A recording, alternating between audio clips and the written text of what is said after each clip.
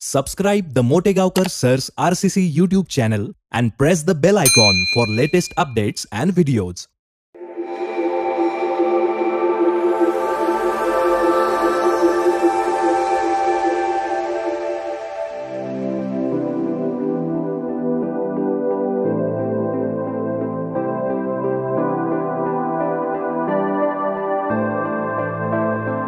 नमस्कार विद्यार्थी मित्रांनो, welcome to the world of chemistry, welcome to RCC. तर आजच्याच लेक्चरच्या भाग 2 मध्ये आपलं सर्वांचं पुनश्च एकदा स्वागत। ठीक आहे, आजच मला 2 वेळेस तुमचं स्वागत करावं लागतंय। ठीक आहे, कारण पॉइंटच असा आहे बेटा, या पॉइंटची प्रॅक्टिस न्यूमरिकलची खूप जास्त करावी लागते, तरच या पॉइंट मध्ये क्लिअरिटी येते। ठीक आहे ना। Methods to determine order and rate law. ठीक आहे ना। बघा क्वेश्चन नंबर 154, परत एकदा बुकलेटचेच क्वेश्चन आपण सॉल्व करतोय। For a plus b giving c plus d, when concentration a alone is doubled, rate gets doubled। जेव्हा कॉन्सन्ट्रेशन a चं वाढवलं जातं तेव्हा रेट डबल होतो, but when concentration of b alone is increased by 9 times, rate gets tripled, then order of reaction is। दोन मेथडनं question solve करता येतो बेटा। डायरेक्ट मेथड म्हणजे शॉर्टकट मेथडनं पण करता येईल आणि थोडंसं मॅथमॅटिकल कॅल्क्युलेशन करून देखील करता येईल। बघा आपल्याला जी रिएक्शन दिली आहे a plus b giving c plus d, आपण याचा रेट लॉ अज्युम करू। Rate equals to k into concentration of a concentration of b raise to power x raise to power y। आता आपलं एम असणार आहे x आणि y च्या values find करणं। ठीक आहे ना। आता या रेटला मी म्हणतो बेटा आर म्हणतो याला। आता बघा त्यांनी जे म्हणले ते अप्लाय करू। a is doubled, when a is doubled, when concentration of a is doubled, rate gets doubled, rate gets doubled. याचा वापर करणार आहे मी आता। ठीक आहे, बघा मग न्यू कॉन्सन्ट्रेशन ऑफ ए चा वापर करूयात आपण। रेट डबल झाला म्हणजे 2r झाला, rate gets double 2r equals to k into concentration of A double केलं म्हणजे 2a केलं raise to power x। Concentration of b तर काही केलेलं नाही, ठीक आहे ना, b चा पॉवर फक्त y। ठीक आहे ना। When a alone is doubled म्हणलंय, फक्त a डबल केलं रेट डबल होतो, तेच वापरलं मग मी। रेट डबल केला, r चं 2r केलं आणि कॉन्सन्ट्रेशन ऑफ a चं 2a केलं। ठीक आहे ना बेटा। आता बघा हे झालं आपल्याकडे इक्वेशन नंबर 2, याला म्हणतो मी इक्वेशन नंबर 1। आता करूया equation 2 divided by 1, 2 divided by 1। ठीक आहे ना। तर हे असं राहील बेटा 2r upon r equals to k into 2a raise to power x b raise to power y divided by a raise to power x b raise to power y। बघा आता इथं काय काय कट होतं आणि इथं परत k राहिला। ठीक आहे ना। k cancel, r cancel, by cancel, concentration of a पण कॅन्सल होईल बेटा। इथं शिल्लक काय राहतं बघा 2 इक्वल्स टू 2 चा पॉवर x, बस एवढंच शिल्लक राहतं। 2 equals to 2 raise to power x, therefore 2 raise to power 1 I can say equal to 2 raise to power x। 2 चा पॉवर 1 2च ना, हे सारखंच झालं। जेव्हा बेस सारखे असतात पॉवर सारखे होऊन जातात।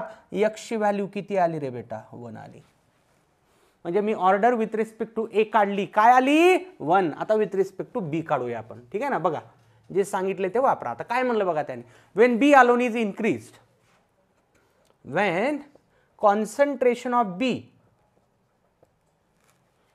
is 9 times, is increased by 9 times, increased by 9 times, rate gets tripled। जे सांगितलं ते वापरायलो, rate gets tripled, rate gets tripled।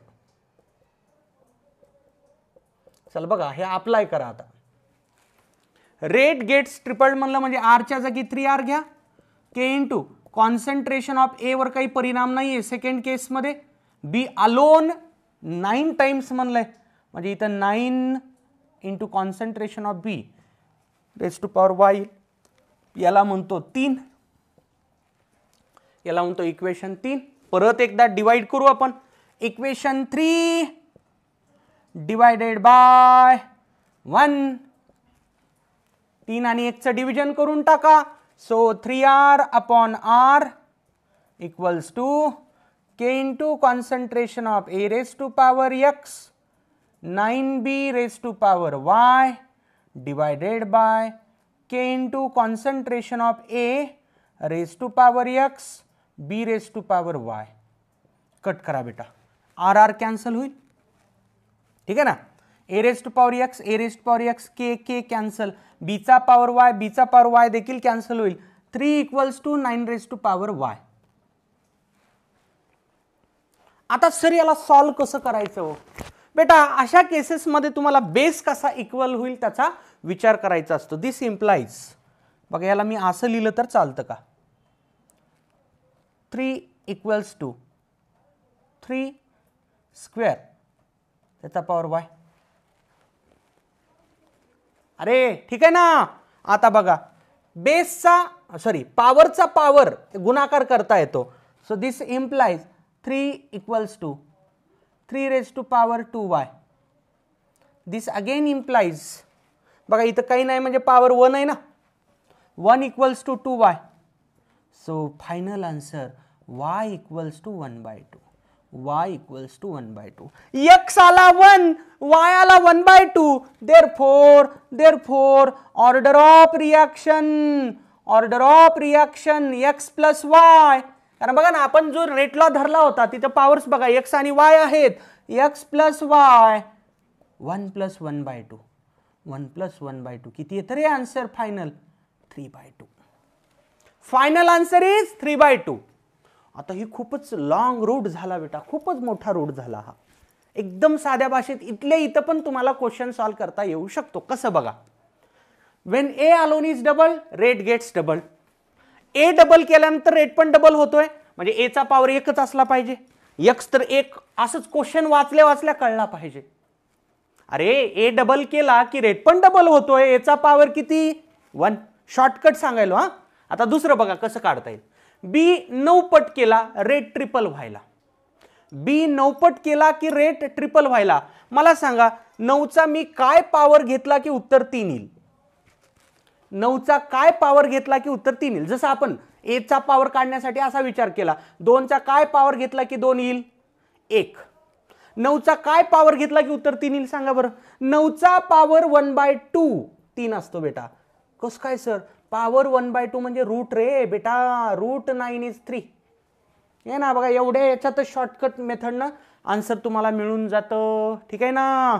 बी चा पॉवर हाफ असला पाहिजे आणि ए चा पॉवर 1 असला पाहिजे. 1 प्लस 1/2 3/2. ठीक आहे ना.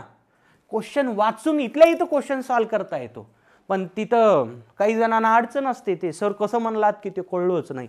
हे बघ रे, तुला जे जमते ते वापर. शॉर्टकट टेक्निकनं सॉल्व होत असलं मला काही प्रॉब्लेम नाही, लॉंग रूटनं सॉल्व होत असलं मला काही प्रॉब्लेम नाही. It is up to you. ठीक आहे ना. शॉर्टकट परत एकदा सांगतो. कॉन्सन्ट्रेशन ऑफ ए डबल म्हणलं, रेट पण डबल म्हणजे एचा पॉवर 1 असेल. कॉन्सन्ट्रेशन बीचं 9 पट वाढवलं की रेट ट्रिपल व्हायला. 9चा असा काय पॉवर घ्यावा लागेल जेणेकरून उत्तर 3 येईल? हाफ. 9चा पॉवर हाफ म्हणजे 9चा रूट काढला की उत्तर किती येतं? 3. बीचा पॉवर आला 1/2. 1 प्लस 1/2 3/2. नोट करा.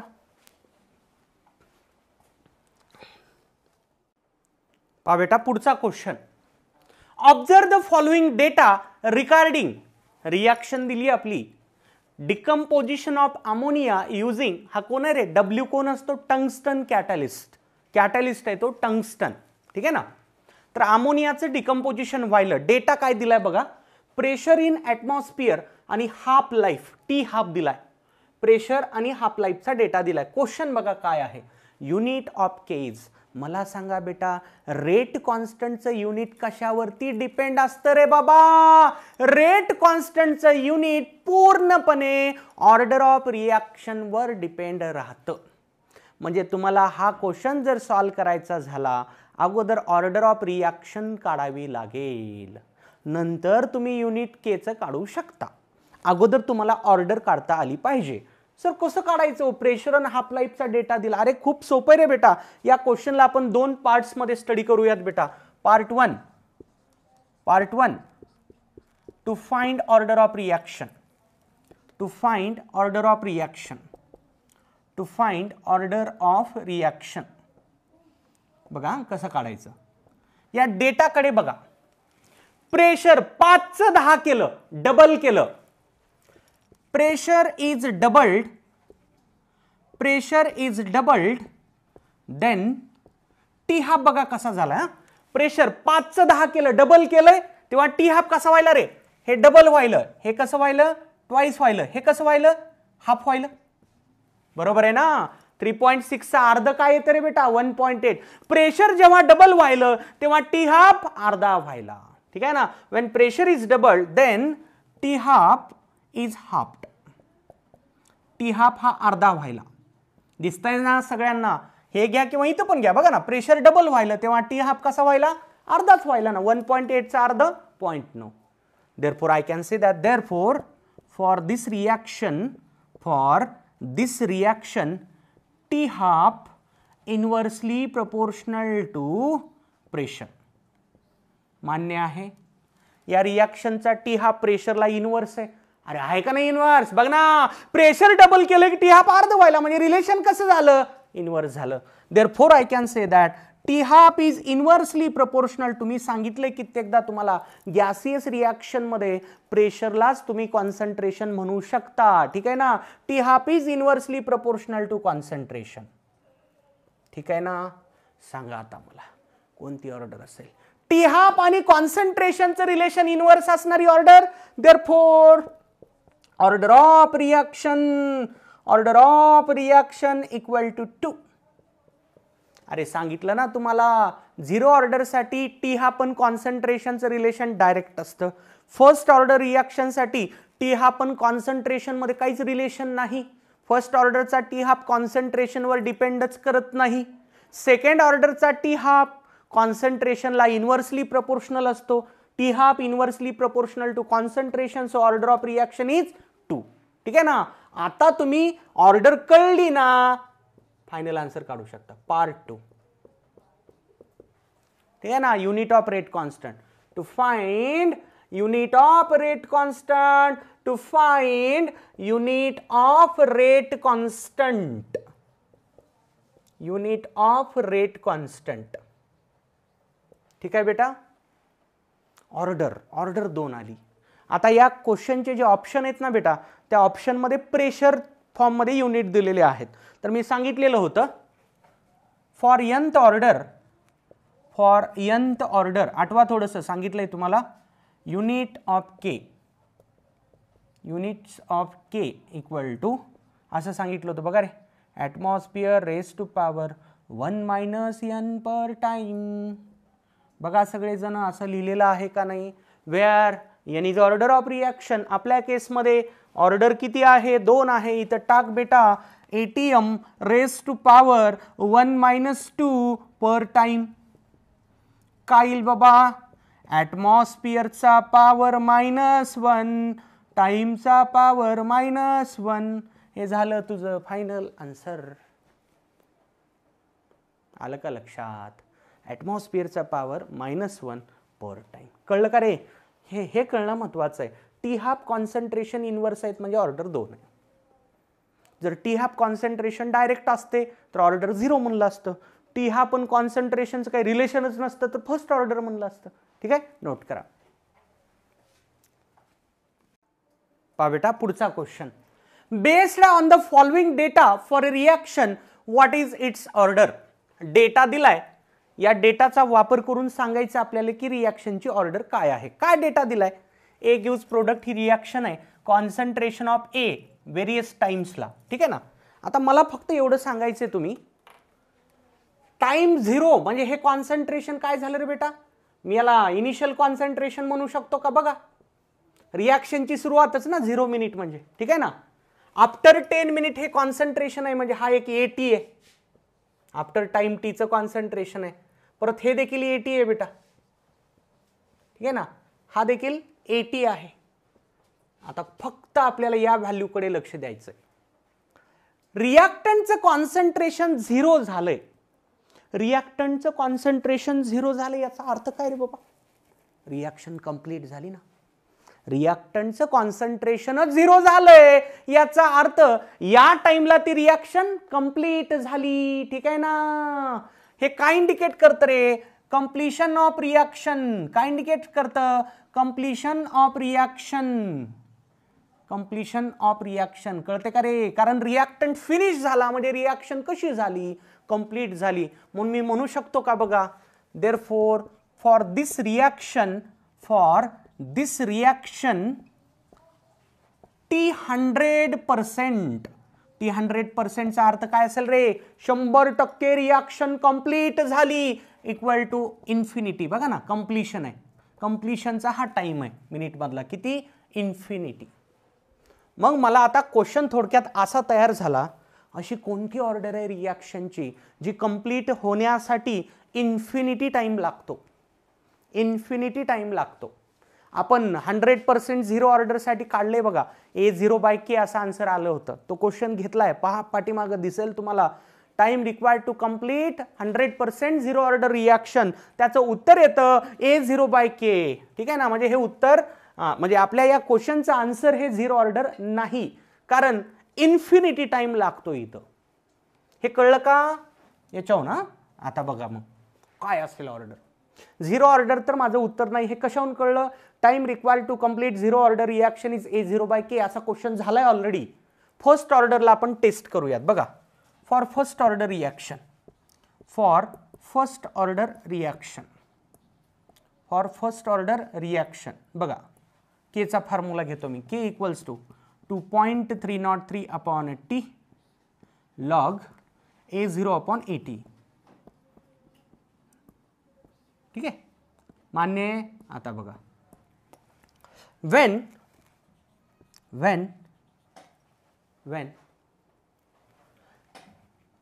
T इक्वल टू T 100%, जेव्हा तुम्ही टाइमला टाइम 100% ॲज्युम करता, हे जे रिमेनिंग कॉन्सन्ट्रेशन असेल रिॲक्टंटचं, ATचा अर्थ काय असतो रे? शिल्लक राहिलेलं कॉन्सन्ट्रेशन. T 100% रिॲक्शन संपली, हे असेल किती? 0.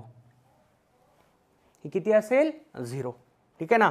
देअरफॉर माझं इक्वेशन कसं झालं? K equals to 2.303 upon T 100% equals to log initial concentration दिलेलं टाकू आपण, शो म्हणून टाकलं होता इथं 2. ठीक आहे ना. हे 0. आता बघा, मला सांगा T 100% काय? T 100%चा फॉर्म्युला तयार करतो. 2.303 अपॉन K लॉग. सांगा आता 2 डिवायडेड बाय 0 किती येईल? बऱ्याच स्टुडंटला वाटतं कुठल्याही गोष्टीला 0 ने डिवाइड केले की उत्तर 0 येतं. नसतं रे. 0 divided by anything is 0. 0 divided by anything is 0. पण एखाद्या नंबरला जर तुम्ही 0 ने डिवाइड करत असाल ना, ते उत्तर 0 नसतं रे बेटा, ते इन्फिनिटी असतं. काय असतं ते? इन्फिनिटी असतं. Anything divided by 0 is infinity. Infinite answer असतं ते. Log of infinity is again infinity. Infinity म्हणजे त्याचा लॉग आपण काढू शकत नाही, ते बियॉन्ड इमॅजिनेशन असणार आहे, endless. Log of infinity is infinity म्हणजे हे उत्तरच फायनल बेटा. हे 2.303 upon K log infinity is again infinity. Infinity multiplied by something is again infinity. T 100% काय यायला? इन्फिनिटी यायला. T 100% इन्फिनिटी कोणाचा असतो? फर्स्ट ऑर्डर रिॲक्शनचा असतो. आणि आपल्याला हा जो डेटा दिलाय रिॲक्शनचा, त्याचा पण T 100% इन्फिनिटीच यायला. नक्कीच माझ्या रिॲक्शनची ऑर्डर काय असेल? First order. ठीक आहे ना. समजून घ्या. बघा क्वेश्चनचा अर्थ काय, त्यांनी जो डेटा दिला होता त्या डेटावरून असं लक्षात यायलं बाबा ही रिॲक्शन 100% कंप्लीट होण्यासाठी इन्फिनिटी टाइम लागतो. पण मी प्रूव्ह करून दाखवलं ती कोणती रिॲक्शन असते जिला कंप्लीट होण्यासाठी इन्फिनिटी टाइम लागतो? First order reaction. First order रिॲक्शनचा कंप्लीशनचा टाइम बेटा इन्फिनिटी असतो. मी प्रूव्ह करून दाखवलंय. म्हणून या क्वेश्चनचा आन्सर काय असेल मग सर? फर्स्ट ऑर्डर नोट करा. पहा बेटा next question. The rate law for a reaction between substance A and B is given by. एक रेट लॉ दिलाय आपल्याला. Rate equals to K into concentration of A चा पॉवर एम बी चा power N on doubling the concentration of A. एचं concentration जेव्हा double केलं जातं and having, याचा अर्थ काय, अर्ध केलं. हाफला हाफिंग न म्हणता हे असं म्हणलं जातं. ठीक आहे ना. हाफ केलं concentration of B, the ratio of new rate to earlier rate of reaction will be as. ठीक आहे. जे सांगितलंय ते आपण परफॉर्म करूयात बेटा. बघा हा, ओल्ड रेट सुरुवातीला घेतो मी. ओल्ड रेटला मी सिम्बॉल देतो R1 equals to K into concentration of A चा पॉवर एम बी चा पॉवर एन. ठीक आहे. आता आणखी याच्यात थोडंसं आपण सिम्प्लिफिकेशन करू. कॉन्सन्ट्रेशन ऑफ ए ला स्मॉल ए म्हणू, कॉन्सन्ट्रेशन ऑफ बी ला स्मॉल बी म्हणू. हे असं करता येईल. के ए चा पॉवर एम बी चा पॉवर एन. हे अजम्पशन केलं मी. Concentration of A small A, concentration of B small B. ठीक आहे. आता न्यू रेट घ्या. New rate R2. ठीक आहे. आता बघा त्यांनी जे म्हणले ते अप्लाय करा. काय म्हणलंय बघा. On doubling the concentration of A and halving the concentration of B. एचं कॉन्सन्ट्रेशन डबल करायचंय तुम्हाला. म्हणजे हे असं होईल का बघा. K into concentration of A double केलं आणि बीचं कॉन्सन्ट्रेशन अर्ध केलं. बरोबर आहे. बघा जे सांगितलं ते केलं मी. आता याला या सिम्बॉल फॉर्म मध्ये लिहूयात. K into 2a raise to power M B by 2 raise to power N. ठीक आहे का. जे सांगितलं ते करा. काही विशेष काम नाहीये. जे सांगितलं ते आपल्याला ऐकायचंय. आपलं तेच तर प्रॉब्लेम आहे ना. जे सांगितलं ते आपण ऐकतच नाही. क्वेश्चन सॉल्व्ह होत नाही. ठीक आहे ना. आता काय काढायचं आपल्याला. The ratio of new rate to earlier rate म्हणतंय. म्हणजे नवीन आणि जुना या दोन रेटचा रेशिओ काढायचा. देअरफॉर R2 अपॉन R1 बघा कसं होईल. K into 2a raise to power M B by 2 raise to power N divided by K A चा पॉवर एम बी चा पॉवर एन. ठीक आहे. आता याला बघा के कॅन्सल होईल. बाकी राहिलेलं लिहितो. हा पॉवर कॉमन असतो रे दोघांना पण. 2 चा पॉवर एम ए चा पॉवर एम बी चा पॉवर एन आणि 1/2 चा पॉवर एन. हे परत कॉमन असतो पॉवर दोघांसाठी. ठीक आहे ना. डिवायडेड बाय ए चा पॉवर एम बी चा पॉवर एन. हे कट करून टाका. परत हे कट करून टाका. काय राहतं बघा बेटा. 2 चा पॉवर एम. ठीक आहे. याला असं लिहिता येईल परत. इंटू 1 चा पॉवर एन 2 चा पॉवर एन. एनिथिंग सॉरी 1 चा किती पॉवर असू द्या. 1 चा किती जरी पॉवर असला उत्तर एकच असतं तर हे इक्वल टू मला म्हणता येईल 2 raise to power M into 1/2 raise to power N. आता याला वर शिफ्ट करूयात.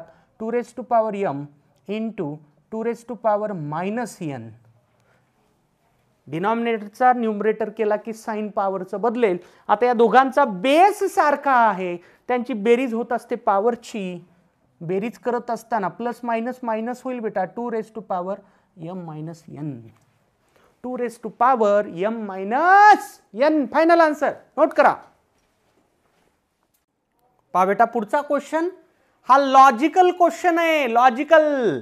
एखाद्याला वाटेल मी आता न्यूमरिकल सॉल्व करणार का काय. बघ रे बाबा खूप सोपा क्वेश्चन आहे. The rate of a certain reaction minus dc/dt symbol दिलाय. या सिम्बॉल दिल्यामुळे लगेच काही भूचाल आला असं काही नाही तिथं. At different time intervals are as follows. Time आणि रेटचा डेटा दिलाय. मला क्वेश्चन विचारलाय what is order of this reaction. या रेटच्या व्हॅल्यूकडे आपण थोडंसं लक्ष देऊयात. रेटच्या व्हॅल्यूज बघ रे बेटा. 2.8 2.78 पॉवर तर सारखाच आहे. 2.81 2.79. Rate of reaction is same. जवळपास सारखंच आहे ना रे बेटा. असं डेसिमल शिफ्ट केला की तिसऱ्या डिजिटचा आपण विचार करणार ना. आता बघा यांना जर मी तिसऱ्या डिजिट फॉर्म मध्ये लिहिलं हे असं होईल का नाही. 0.002 होईल का नाही? हे कसं होईल रे बाबा? 0.002च होणार आहे. हे कसं होईल? 0.002च होणार आहे. ठीक आहे ना? 0.002 नाही 0.02 होईल. ठीक आहे, मग सारखंच येईल ना, ते सारखंच येईल ना. हे बघ ना, हे पण परत तसंच होईल ना. म्हणजे मला म्हणायचं की रेट ऑफ रिॲक्शन जवळपास सारखाच आहे.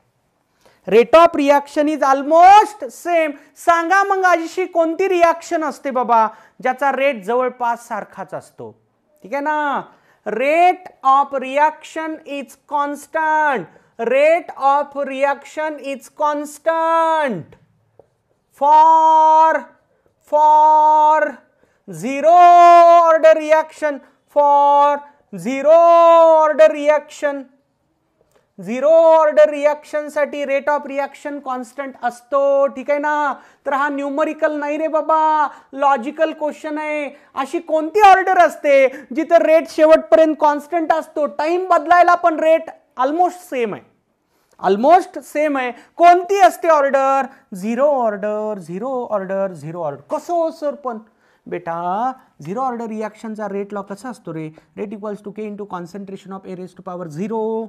ए रेज टू पॉवर 0 म्हणजे हे निघून गेलं. Rate equal to K. Rate is constant. Rate कसा असतो? कॉन्स्टंट असतो. आन्सर काय आलं? Zero order. झालं. आता अशा प्रकारचे 3-4 क्वेश्चन्स बुकलेटमध्ये आहेत. टेन्शन घेण्याची गरज नाही. बघा, रेट जर तुम्हाला कॉन्स्टंट दिसला, जवळपास जरी कॉन्स्टंट दिसला तरी चालतं. एक्झॅक्टली कॉन्स्टंट राहण्याची काही गरज नाही. जवळपास जरी कॉन्स्टंट असला, तुम्ही रिॲक्शनची ऑर्डर काय म्हणणार? Zero order. आणि जर टी हाफ जवळपास कॉन्स्टंट असला तर T half first order. First order, कारण फर्स्ट ऑर्डरचा टी हाफ कॉन्सन्ट्रेशनवर डिपेंडच करत नाही. टी हाफ कॉन्स्टंट दिसला, कॉन्सन्ट्रेशन दिले आणि टी हाफ कॉन्स्टंट दिसला, फर्स्ट ऑर्डर म्हणायचं. रेट कॉन्स्टंट दिसला, झिरो ऑर्डर. नोट करा. पहा बेटा, पुढचा question. If dx by dt equals to k into H3O plus raised to power n and rate becomes 100 times when pH changes from 2 to 1. आता हे pH एक नवीन concept आला रे बाबा. pH म्हणूनच हा क्वेश्चन घ्यायलो. pH तुम्ही ऐकलेलं नसावं, आय थिंक सो, किंवा काही जणांनी ऐकलेलं पण असावं. pH अर्थ असतो negative logarithm of H plus किंवा H3O plus concentration. H plus किंवा H3O प्लस कॉन्सन्ट्रेशनचा निगेटिव्ह लॉग काढला की त्याला pH म्हणतात. Potential of hydrogen ion concentration, किंवा एखाद्या सोल्युशनमध्ये हायड्रोजन आयनची जी पॉवर असते, पॉवर पी पोटेन्शियल म्हणा किंवा पॉवर म्हणा. ठीक आहे ना? pH हा टर्म तुम्ही एकदम डिटेलमध्ये स्टडी करणार आहात आयोनिक इक्विलिब्रियम या टॉपिकमध्ये. तो टॉपिक आणखी झालेला नाही. ठीक आहे ना? तर pH सध्याला क्वेश्चन सॉल्विंग पुरतं काय तुम्हाला नॉलेज पाहिजे तेवढंच मी इथं लिहिणार आहे. ठीक आहे ना? आता काही स्टुडंट ह्याचाच डाऊट विचारत चलतील, what is pH, what is pH. बघ रे बाबा, एवढं लक्षात ठेव. फक्त हे लक्षात ठेव, हे लक्षात ठेव बाबा, तात्पुरतं. एकदा आयोनिक इक्विलिब्रियम झालं की तुला हे एकदम साधं वाटेल, काही विशेष नाही. ठीक आहे ना? काय लक्षात ठेव sir? If pH equal to x, then H3O plus concentration 10 raised to power minus x. बस एवढं लक्षात ठेवा सध्याला. जर pH x असेल तेव्हा H3O plus concentration 10 power minus x असतं. That's it. आता आपला क्वेश्चन एवढ्याच नॉलेजवर सॉल्व्ह होतो. ठीक आहे? बघा म्हणलंय काय. इनिशियल pH किती आहे बेटा? 2 आहे. pH चेंज्ड फ्रॉम 2 to 1 म्हणलं ना. इनिशियल pH 2 आहे. This implies initial H3O plus concentration किती सांगा? इनिशियल H3O प्लस कॉन्सन्ट्रेशन किती सांगा? हां, हे बघ रे, या फॉर्म्युल्यात विचार कर. x 10 power minus x. pH 2 आहे. Initial H3O plus 10 power minus 2. ठीक आहे ना? Therefore initial rate equals to, याला मी म्हणतो बेटा R इक्वल्स टू, बघा हा फॉर्म्युला दिलाय त्याचा वापर करा, रेट लॉचा वापर करा. K into H3O plus raise to power n. ठीक आहे ना? This implies R equals to K into H3O plus किती आहे इनिशियली 10⁻⁻2. ठीक आहे ना, याला असंच राहू देतो पॉवर n. हे बघा इक्वेशन 1 म्हणू आपण. आता दुसरी गोष्ट फायनल पीएच बघा. फायनल पीएच किती आहे 2चा 1 व्हायला असं सांगितलं 1. ठीक आहे ना, this implies final H3O plus concentration किती असेल रे बाबा. फायनल H3O प्लस कॉन्सन्ट्रेशन असेल 10⁻⁻1. हा फॉर्म्युला वापरला. ठीक आहे ना. झालं आता फायनल रेट किंवा नवीन रेट काही म्हणा. फायनल रेट त्यांनी सांगितलंय बेटा रेट बिकम्स 100 टाइम्स. म्हणजे मी आता याला 100 R म्हणू शकतो. हे वरचा R होतं तर हे खालचा 100 R. कशावरून rate becomes 100 times 100 R equals to या फॉर्म्युल्यात व्हॅल्यू टाकायलो K इंटू H3O प्लस किती रे बाबा 10⁻⁻1 रेज टू पॉवर n. याला म्हणा 2. ठीक आहे ना. Therefore equation 2 divided by 1. आपल्याला ऑर्डर काढायची बेटा. ऑर्डर रिॲक्शनची पॉवर असतो हा n काढायचा आपल्याला. 2/1 करूया आपण. This implies 100 R upon R equals to K into 10⁻⁻1 चा power n divided by K upon 10⁻⁻2 चा पॉवर n. बघा आता R कॅन्सल झालं, K कॅन्सल होईल, n कॅन्सल करायचं हो ना. नसतं रे होत, n कॅन्सल होत नसतं. मग सर कसं करायचं वेळेला सॉल्व होतंय बेटा सॉल्व. बघा कसं. दिस इम्प्लाइज बघा 100 इक्वल्स टू हा n पॉवर कॉमन काढायचा 10⁻⁻1 अपॉन 10⁻⁻2. याला असं लिहिता येतं बेटा पॉवर कॉमन n. ठीक आहे का. आता हे सॉल्व करा परत. 100 इक्वल्स टू 10⁻⁻1 आणि खाली 10⁻⁻1 कट करा. खाली काय राहतं 1/10 राहतं. 1/10 तर ते डायरेक्ट लिहू का नाही सर. बरं ठीक आहे. 1 upon 10⁻⁻1 raise to power n. 10⁻⁻1 denominator मध्ये त्याला वर शिफ्ट करा 10⁻+1 होईल. So again this implies 100 equals to 10 आता वर गेले की ते प्लस होऊन जाईल बेटा. +1 होऊन जाईल आणि त्याचा पॉवर n. म्हणजे आता शेवटची स्टेप बघा 100 इक्वल टू 10⁻n.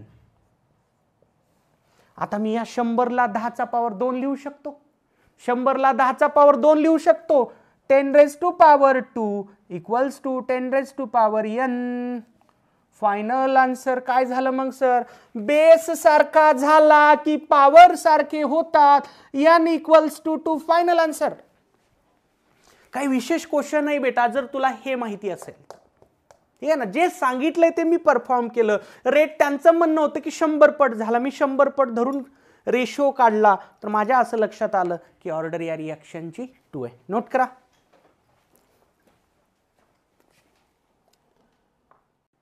तर बेटा पहा पुढचा question. The inversion of cane sugar proceeds with half life of 500 minutes at pH equal to 5 for any concentration of sugar. Half life 500 minute दिलाय कधी जर pH 5 मेंटेन केला तर. However if pH equal to 6 the half life changes to 50 minutes. Question आहे rate law expression for the inversion of sugar can be written as. बघा reaction कशी असते बघा. अगोदर शुगर म्हणजे काय रे C12H22O11 केन शुगर. ठीक आहे ना. याचा hydrolysis in presence of acid catalyst मिळतं glucose plus fructose C6H12O6 this is glucose this is fructose. बेटा या दोघांमध्ये फरक असतो.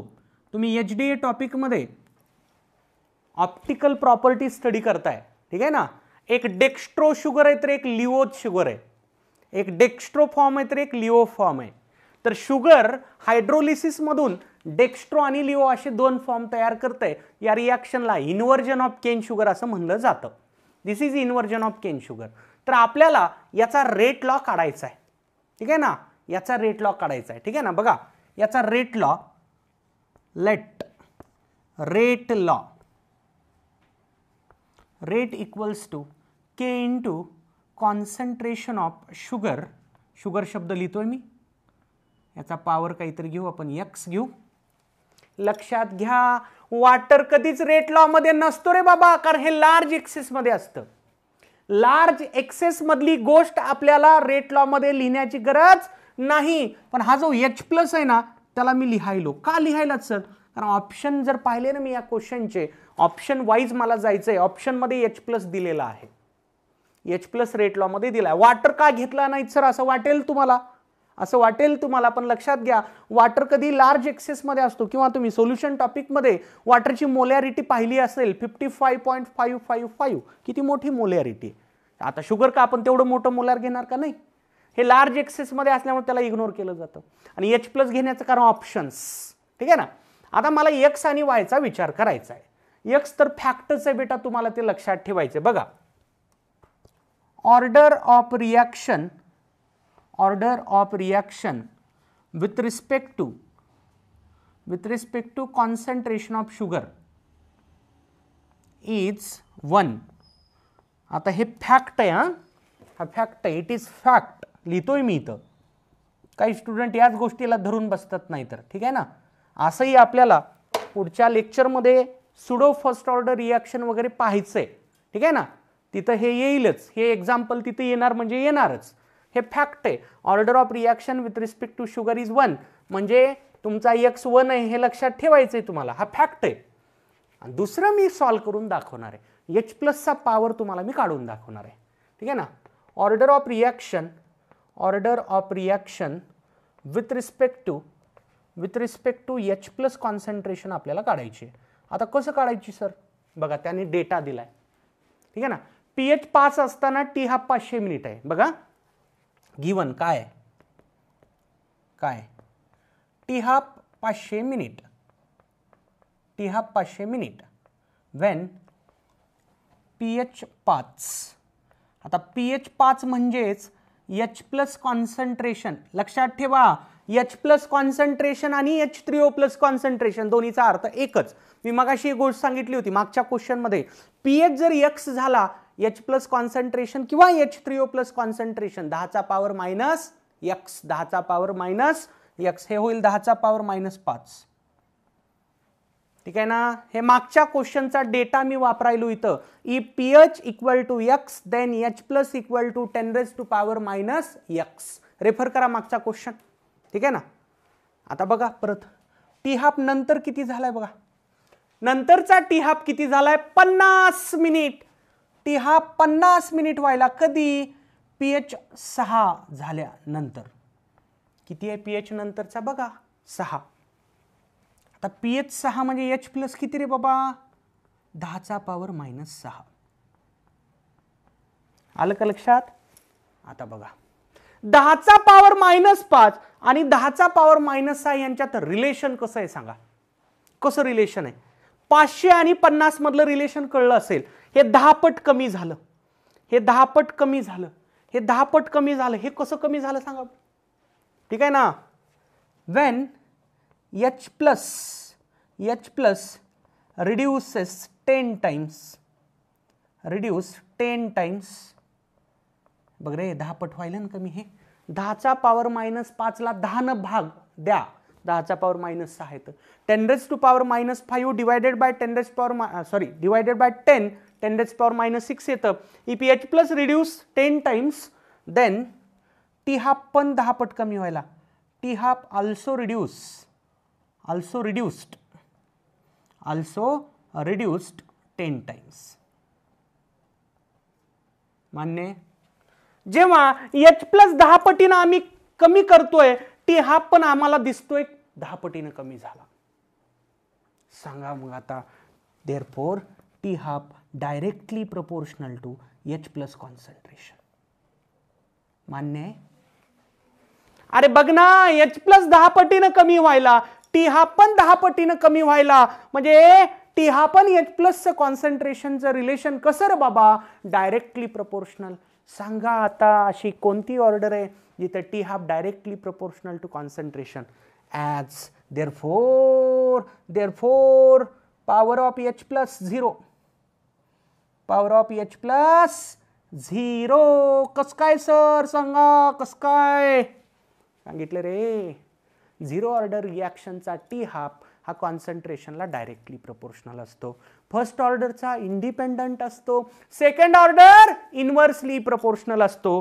टी हाफ H प्लस कॉन्सन्ट्रेशनला डायरेक्टली प्रपोर्शनल आहे, म्हणून पॉवर ऑफ H प्लस किती झाला, 0 झाला. शुगरचा पॉवर तर एक तुम्हाला पाठच करून ठेवायचा आहे, पाठ करण्याची गरज नाही, एक्झाम्पल आहे, फेमस एक्झाम्पल आहे, लक्षात ठेवायचंय. देअरफोर फायनल आन्सर इथं लिहितो. देअरफोर आन्सर काय झालं रे बाबा, H प्लसचा पॉवर मी काढला 0. फायनल रेट लॉ आपण असा धरला होता, rate equals to K into शुगरचा पॉवर किती, शुगरचा पॉवर 1, शुगरचा पॉवर 1 आणि H प्लसचा पॉवर 0. हे 0 कसं आलं कळलं का, टी हाफ 10 पटीनं कमी व्हायला जेव्हा कॉन्सन्ट्रेशन 10 पटीनं कमी व्हायलं, म्हणजे या दोघांचं रिलेशन डायरेक्ट झालं, म्हणजे H प्लसचा पॉवर 0 आला, म्हणजे H प्लसच्या रिस्पेक्टमधली ऑर्डर 0 आली. तेच लिहिलं. हे झालं तुझं फायनल आन्सर. नोट करा.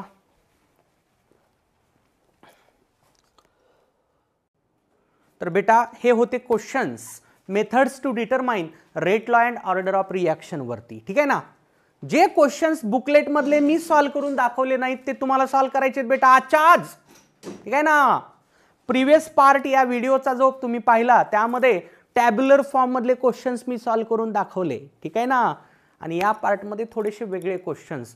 पीएचचं टेन्शन घेऊ नका. ठीक आहे ना. एवढंच लक्षात ठेवा की पीएच जर x असेल, H प्लस 10चा पॉवर मायनस x असतो. कस काय काय वगैरे सगळं नंतर होणार आहे तुम्हाला आयोनिक इक्विलिब्रियम टॉपिकमध्ये. तो टॉपिक झाला असता तर मला हे ओरडून सांगण्याची गरज देखील पडली नसती. जेवढं सांगितलंय पीएच बद्दल तेवढं नॉलेज इनफ आहे सध्याला. नंतर तुम्हाला भरपूर त्याचं नॉलेज मिळणार आहे. ठीक आहे ना. राहिलेल्या क्वेश्चनची बेटा प्रॅक्टिस करा, हिंट अँड सोल्युशन रेफर करा. So this ends our point methods to determine order and rate law. आता पुढच्या लेक्चर पासून आपण पुढे जाणार आहोत. सुडो फर्स्ट ऑर्डर रिॲक्शन म्हणजे काय, किंवा कॅटलिस्टचा इफेक्ट, आता परत आर्हेनियस इक्वेशन येईल, ॲक्टिवेशन एनर्जी येईल, एक्सेट्रा एक्सेट्रा. भेटूयात बेटा नेक्स्ट लेक्चरमध्ये. प्रॅक्टिस करा, मात्र प्रॅक्टिस करा. थँक्यू. जपली उत्तम निकालाची कायम परंपरा, जपली उत्तम निकालाची कायम परंपरा. RCC म्हणजे युगानुयुगे उत्तुंग यशोधारा.